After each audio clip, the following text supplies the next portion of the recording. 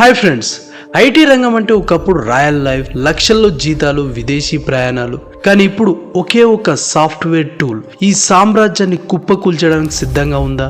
Anthropic సంస్థ launch చేసిన కొత్త క్లాడ్ ఏఐ టూల్స్ ఇప్పుడు ప్రపంచవ్యాప్తంగా సాఫ్ట్వేర్ ఇంజనీర్ల గుండెల్లో గుబులు పుట్టిస్తుంది. మనం ఇప్పటి వరకు చూసిన ఏఐ వేరు, ఇప్పుడు వస్తున్న ఏఐ వేరు. ఆంథ్రోపిక్ వంటి సంస్థలు విడుదల చేసిన కొత్త టెక్నాలజీలు కేవలం మనతో చాట్ చేయడం లేదు, అవి అచ్చం మనిషిలాగే కంప్యూటర్ను ఆపరేట్ చేస్తున్నాయి.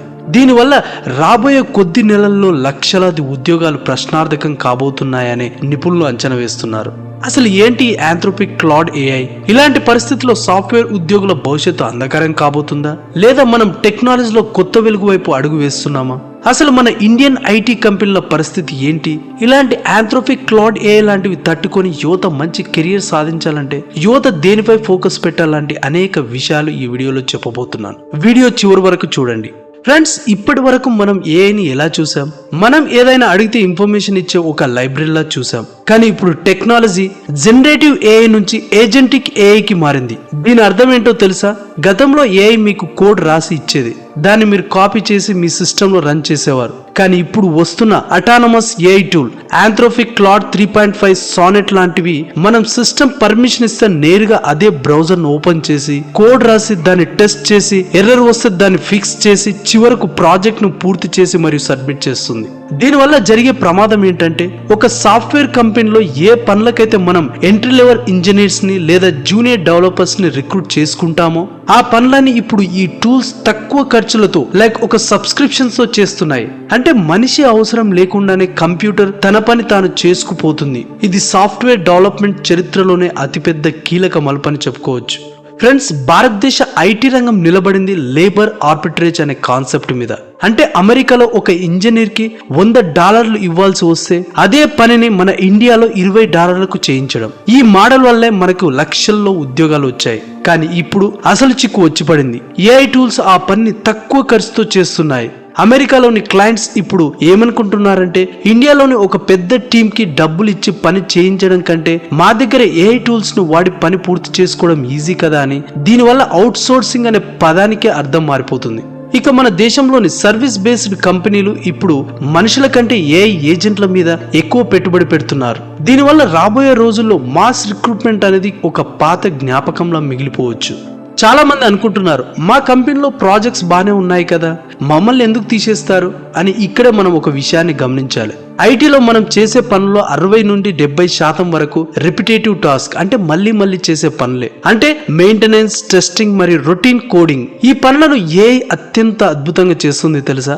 నిపుణుల విశ్లేషణ ప్రకారం గతంలో ఒక ప్రాజెక్ట్ కి 50 మంది కావాల్సి వస్తే ఇప్పుడు ఏఐ సహాయంతో కేవలం 5 సరిపోతారు. మరి మిగిలిన 45 మంది పరిస్థితి ఏంటి? అందుకే మనకి ఇప్పుడు పింక్ స్లిప్స్ కనిపిస్తున్నాయి. మనం ఇప్పటి వరకు నేర్చుకున్న కేవలం సింటాక్స్ ఆధారిత కోడింగ్ కి విలువ తగ్గిపోయింది. మనం ఒక కోడింగ్ కూలీగా కాకుండా ఒక థింకర్ లాగా మారాల్సిన సమయం ఆసన్నమైంది. లేకపోతే అంధకారం అనేది కేవలం మాట కాదు, అది వాస్తవమయ్యే ఛాన్స్ ఎక్కువగా ఉంది. ఫ్రెండ్స్, ఇదిలా ఉంటే మన ఇంజనీరింగ్ కాలేజ్లో మనం నేర్చుకుంటున్నది ఏంటి? 10-15 ఏళ్ల క్రితం నాటి పాత ప్రోగ్రామింగ్ భాషలు. కానీ బయట మార్కెట్లో క్లాడ్, చాట్‌జిపిటి, జెమిని ఇలాంటి అడ్వాన్స్డ్ ఏఐ టూల్స్ కోడ్ ని సెకండ్ లో జనరేట్ చేస్తున్నాయి. ఒక విద్యార్థి తన 4 ఏళ్ల డిగ్రీ పూర్తి చేసి బయటకు వచ్చేసరికి తను నేర్చుకున్న స్కిల్స్ అని అవుట్డేటెడ్ అయిపోతున్నాయి. యువత ఇప్పుడు అర్థం చేసుకోవాల్సింది ఏంటంటే, మీరు కేవలం కోడింగ్ నేర్చుకుంటే సరిపోదు, ఆ కోడ్ వెనుక ఉన్న బిజినెస్ లాజిక్ ఏంటనే అర్థం చేసుకోవాలి. సిస్టమ్ డిజైన్ ఎలా చేయాలని తెలియాలి. మీరు ఏఐకి ఒక బాస్ లాగా పని అప్పగించడం నేర్చుకోవాలి. దీన్నే ప్రాంప్ట్ ఇంజనీరింగ్ అంటారు. మీకు సరిగ్గా అడగడం తెలియకపోతే ఏఐ ఎంత పవర్ఫుల్ టూల్ అయినా అది మీకు ఉపయోగపడదు. కాలేజ్ డిగ్రీ మీకు కేవలం ఎంట్రీ మాత్రమే ఇస్తుంది, కానీ మీ స్కిల్ సెట్ మాత్రం మిమ్మల్ని కాపాడుతుంది. ఇక గ్లోబల్ మార్కెట్లో ఇప్పుడు ఒక విధమైన ప్యానిక్ నెలకొంది. Global tech giants like Google, Microsoft, Amazon కంపెనీలు తమ సాఫ్ట్వేర్ బడ్జెట్ లో మనుషుల కంటే ఏఐ ఇన్ఫ్రాస్ట్రక్చర్ కి ఎక్కువ ప్రాధాన్యతనిస్తున్నాయి. అమెరికాలోని టెక్ కంపెనీలు ఇప్పుడు ఏఐ ఫస్ట్ పాలసీని అమలు చేస్తున్నాయి. దీని ప్రభావం మన దేశం మీద కూడా చాలా తీవ్రంగా ఉంటుంది. ఎందుకంటే మనం ప్రపంచానికి ఐటీ సర్వీస్ ను ఎగుమతి చేస్తున్నాం. క్లయింట్స్ ఇప్పుడు కాస్ట్ కటింగ్ మోడ్ లో ఉన్నారు. వారు పనిని నాణ్యంగా కోరుకుంటున్నారు, కానీ తక్కువ మందితో కోరుకుంటున్నారు. ఇది మన ఐటీ షేర్ల మీద, మన ఎకానమీ మీద కూడా ప్రభావం చూపుతుంది. ఈ మార్పును గమనించి మనం ఇప్పటి నుంచే అప్రమత్తం అవ్వకపోతే మనకు ఐటీ రంగం ఇచ్చే ఆ వైభవం మాయమైపోవడానికి ఎంతో కాలం పట్టదు.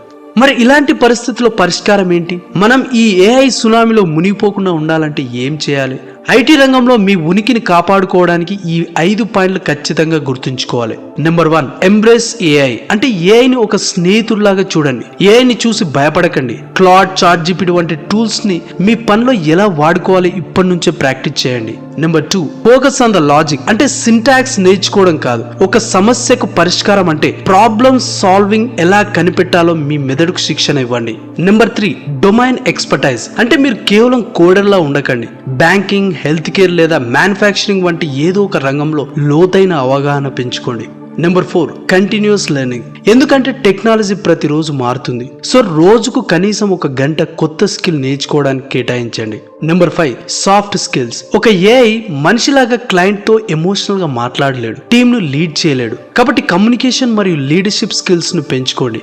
ఇక చివరిగా ఒక మాట చెప్పాలనుకుంటున్నాను. ఐటీ రంగం ఏమి కుదేలు అవ్వట్లేదు, కానీ మనం ఇప్పటి వరకు ఐటీ రంగాన్ని చూసిన దృక్పథం అయితే మారింది. ఒక కొత్త అధ్యాయం మొదలవుతుంది. ఇందులో భయం ఉంది, కానీ అంతకంటే ఎక్కువ అవకాశాలు ఉన్నాయి. ఆ అవకాశాలు కేవలం మారడానికి సిద్ధంగా ఉన్న వారికి మాత్రమే దక్కుతాయి.